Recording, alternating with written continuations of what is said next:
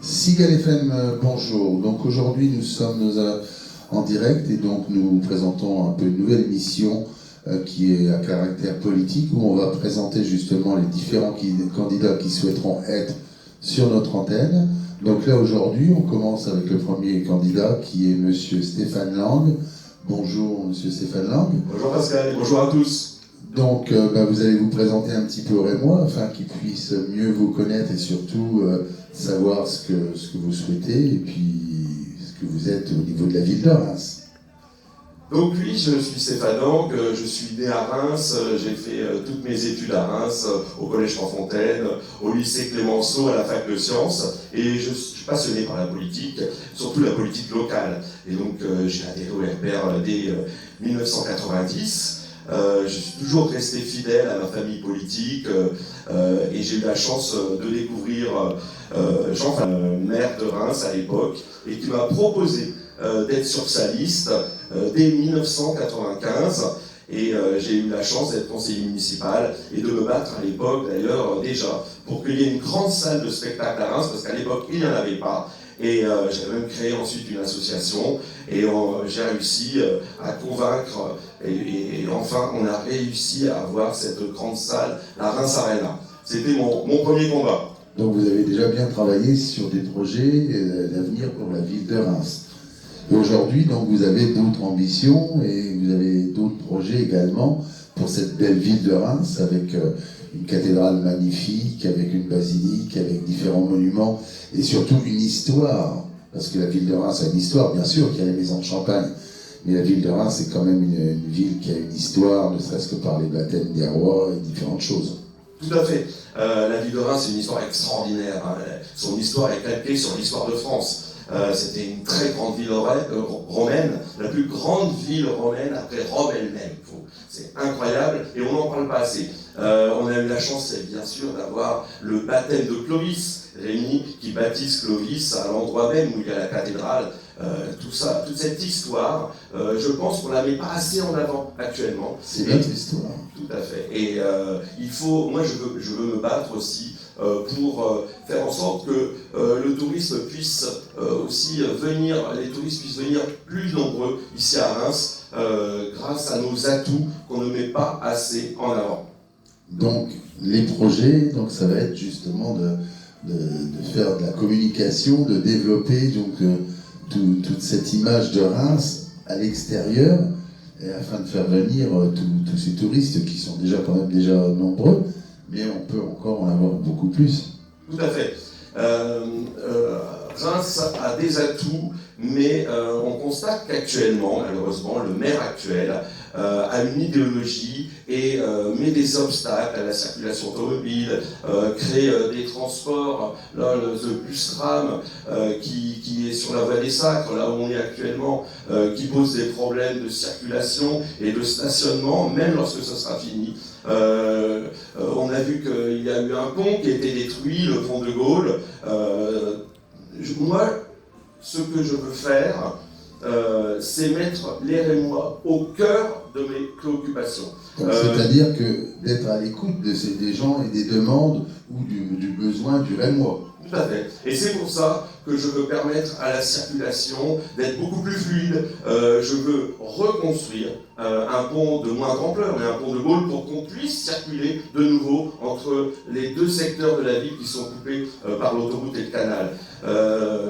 Au niveau de la circulation, on a des choses à faire et je veux revenir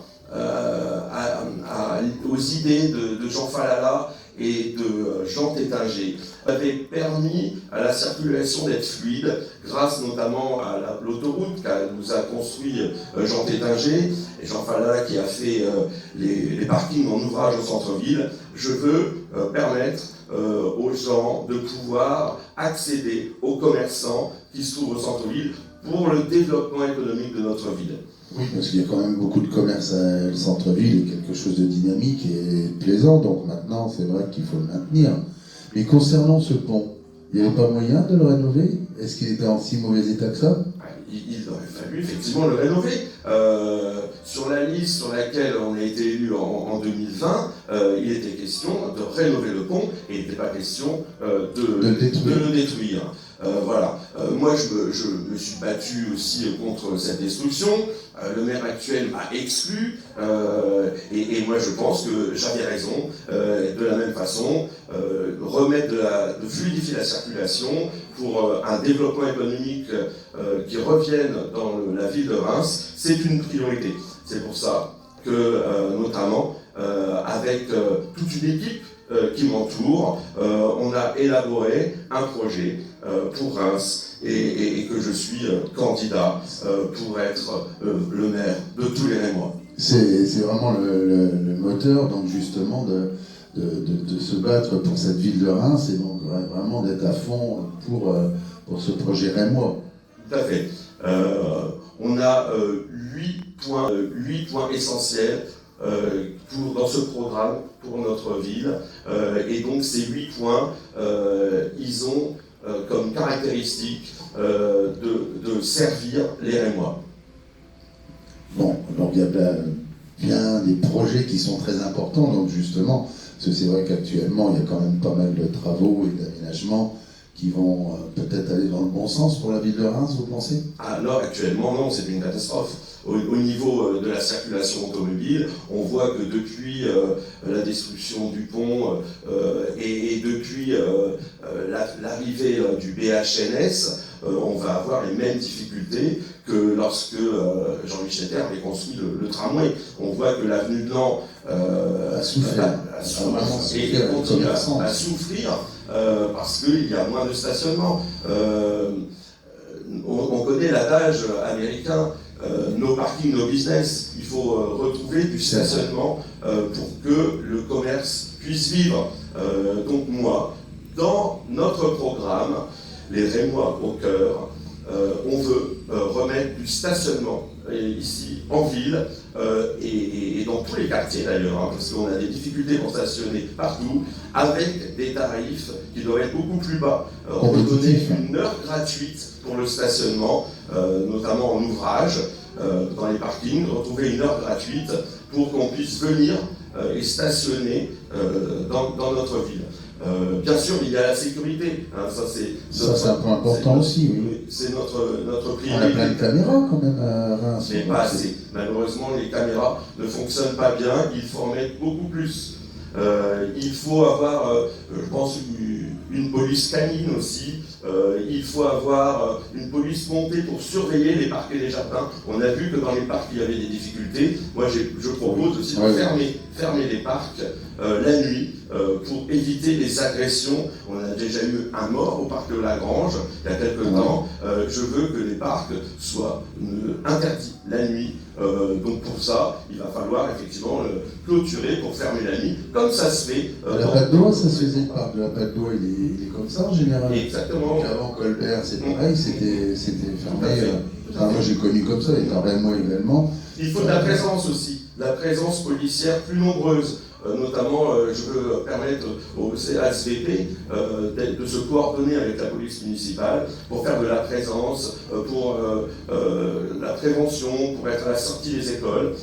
Donc plutôt que de verbaliser à outrance, qui soit redéployé dans le cadre de ce grand projet concernant la sécurité de tous les Rémois. D'utiliser la SVP justement aux côtés de la police municipale pour leur apporter un peu plus de soutien, parce que la police municipale, peut-être qu'ils ne peuvent pas être partout non plus, donc ils ont assez de demandes un peu dans tous les quartiers, comme Reims, c'est quand même une ville assez développée et étendue. Donc oui, c'est peut-être une solution aussi de pouvoir leur apporter un peu plus de main-d'œuvre et puis de présence. Tout à fait. Et ça permettra d'avoir un développement économique dans notre ville, parce que beaucoup de gens maintenant n'osent plus sortir parce qu'ils ont peur. Sécuriser. Tout à fait. Maximum. Donc, le développement économique, hein, c'est le deuxième point essentiel de notre projet pour permettre aux entreprises de venir s'installer à Reims. Recréer une agence. Créer de l'envie. Voilà, recréer une agence de développement économique. Existait avant Invest in Reims, malheureusement cette agence a été supprimée par le maire actuel. Moi je veux recréer une agence comme Invest in Reims qui nous apportait énormément d'entreprises et qui facilitait la venue de ces entreprises. C'est-à-dire qu'ils allaient un petit peu à l'extérieur chercher, voir les entreprises et de leur proposer des choses, une attractivité avec la ville de Reims. Voilà, d'être facilitateur. Miser sur le tourisme, hein, on parlait de l'histoire de notre ville, il faut que, par exemple, le baptistère de Clovis, on puisse le voir, faire en sorte que le baptistère de Clovis soit recréé à proximité de la cathédrale pour que ça soit un lieu de pèlerinage. C'est la naissance de la France, il faut absolument que tous les touristes puissent le savoir et puissent le voir. Le circuit-queue, on est une ville dont l'histoire est faite sur l'automobile. Et bien, il faut que ça soit un lieu, effectivement, d'attractivité pour que toutes les personnes qui viennent du monde entier. Passionnés de l'automobile. Voilà, et donc, on fait ça. On parlait de Commetreuil, que ça soit de nouveau un lieu, un centre d'initiation à la nature, pour que les enfants et les familles puissent découvrir ce site magnifique et que ce ne soit pas un hôtel de luxe comme le souhaite le maire actuel. Et donc c'est un site qui est quand même assez grand.